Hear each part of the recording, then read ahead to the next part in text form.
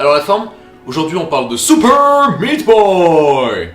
J'ai beaucoup de mal à le dire autrement. C'est un jeu édité par la Team Meat, qui est composé de Tommy Refenes et Edmund Macmillan. Edmund, c'est quand même le type qui a fait The Binding of Isaac. Mais bon, j'en parlerai plus tard. C'est un jeu indé de plateforme. Il est sorti le 20 novembre 2010 sur Xbox et le 30 novembre de la même année sur PC. Il est sorti plus tard sur Mac, Linux, PS4, Android, Wii U, et peut-être bientôt sur la Switch. Nous incarnons Meat Boy, un petit personnage composé de viande rouge. Sa mission est de secourir sa petite amie Bandage Girl, enlevée par l'odieux Dr Fetus. Pour cela, il devra traverser des niveaux tous plus variés les uns que les autres, en poursuivant le docteur. Il devra même par moments affronter les ennemis que le docteur a mis sur sa route.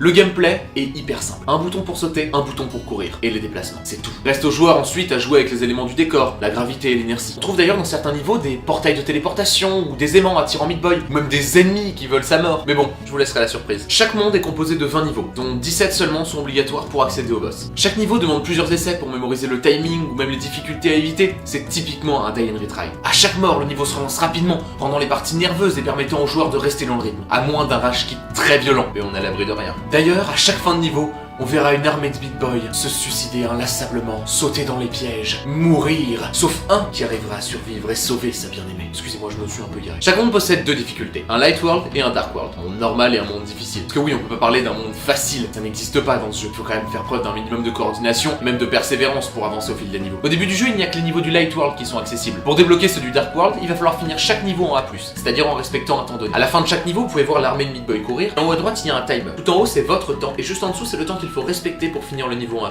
Tous les niveaux sont débloquables dans le Dark World, sauf les niveaux de boss. Allez, une dernière chose, dans certains niveaux vous trouverez cachés des warp zones et des bandages. Les premières vous téléportent dans des niveaux plus difficiles vous permettant de débloquer des personnages ou de trouver les derniers bandages qu'il vous manque. Visuellement ils sont un peu étranges, mais j'en parlerai plus tard. Les seconds, quant à eux, permettent de débloquer plus naturellement dans les menus des personnages venant d'autres jeux, comme par exemple de Minecraft ou d'Half-Life pour ne citer que les plus connus. Allez, un dernier pour la route, Braid, moins connu, mais magique. Le scénario est d'une simplicité déconcertante. Il rend hommage aux jeux sortis au début des années 90, avec l'histoire typique de la demoiselle en détresse. Pour suivre ce scénario, le jeu nous offre des cinématiques, au début et à la fin de chaque niveau. Mais un point important reste à soulever, ce jeu est un hommage à Super Mario Bros. Super Meat Boy possédant le même acronyme dans son titre que Super Mario Bros. Les personnages de Meat Boy et Mario ayant la même couleur dominante, le rouge, et ils doivent tous les deux sauver une princesse, que ce soit Bandage Girl ou Peach, et elles sont toutes les deux roses. Visuellement, il est super agréable à l'œil. Malgré la rapidité du gameplay et certains niveaux super chargés, le jeu reste lisible sans souci. Les cinématiques, quant à elles, ont pensé à de petites animations humoristiques comme on pourrait en trouver sur le net. En plus de ça, elles font toutes référence à un autre jeu, allant de Pokémon à Castlevania. On va revenir très rapidement sur les Warp Zones. Lorsque Meat Boy pénètre dans une de ces Warp Zones, le style graphique va complètement changer. Le jeu va alors ressembler à un jeu 4 bits, 8 bits ou même à un jeu de Game Boy, et je trouve que c'est une super idée. On va parler des musiques maintenant. Et les musiques sont une vraie tuerie. L'OST est composé par Danny Balanowski, qui est aussi le compositeur de The Binding of Isaac. Faut vraiment que j'en parle la prochaine fois. Les musiques sont vraiment toutes géniales. Elles possèdent des sonorités un peu rétro, tantôt épiques, tantôt dramatiques, mais elles collent toujours parfaitement avec le moment présent. Ça m'est arrivé plusieurs fois d'ailleurs de me retrouver à plus écouter la musique que jouer au jeu, et donc à jouer en rythme avec celle-ci. Les musiques du Dark World, quant à elles, sont différentes de celles du Light World. Elles sont plus sombres et plus dramatiques que celle-ci, mais toujours aussi énergiques, avec des fois des sonorités de guitare électrique qui ne sont pas pour me déplaire. Pour conclure, Super Meat Boy est un jeu de plateforme hyper nerveux rendant hommage au jeu du genre. Sa bande son inoubliable rend l'expérience de jeu unique. Tout va très vite, pourtant on ne se perd jamais. Le sentiment de réussite est énorme lorsqu'on arrive à passer un niveau avec lequel on avait un peu de soucis. Si vous ne connaissiez pas Super Meat Boy ou alors que vous n'avez jamais pu mettre la main dessus, ça m'étonnerait quand même parce qu'il est sorti en 2010. Dans tous les cas, n'hésitez pas à le prendre pendant les très célèbres soldes de Steam. Vous le trouverez pour presque rien. Bon, j'espère que cette vidéo vous aura plu et qu'elle vous aura donné envie de jouer ou rejouer à Super Meat Boy. Si vous voulez pas rater la suite, n'hésitez pas à vous abonner. Et si vous avez quoi que ce soit à dire, l'espace commentaire est toujours fait pour ça. Allez, à la prochaine.